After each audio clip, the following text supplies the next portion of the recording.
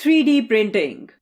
3D printing or three-dimensional printing is a technology which was first developed at MIT, Massachusetts Institute of Technology, in the 1980s. It is the process of making a physical object from a three-dimensional physical model. In this technology, we use the 3D digital data on the computer to build 3D objects by adding layers of material which could be polymers, metals, concrete, or even plant and human tissue.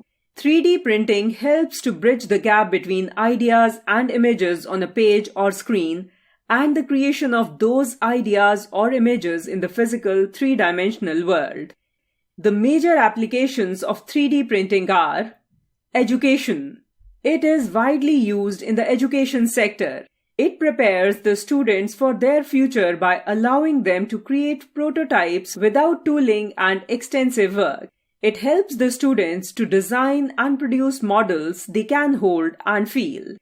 Rapid prototyping, RP method. It is used to create models to quickly test a new product before mass production. 3D printing can be termed as a RP method. Medicine. In the last several years, 3D printing applications have increased many folds in the world of medicine. They range from bioprinting, where biological materials like cells and growth factors are fused to create tissue-like structures, replicating their natural equivalents, to medical devices like prosthetics. With 3D printing, prosthetics can be modeled, customized, and printed at lower costs and quickly. Construction. It is widely used in the construction industry. Model houses can be built in a day using 3D printing. Art and jewelry.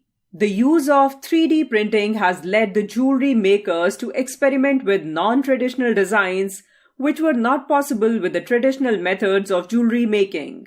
It is now possible to make individual exclusive pieces or customized pieces of jewelry at a lesser cost with 3D printing materials like PLA, polylactic acid filament, gold, or platinum. This technology has inspired artists from all over the world.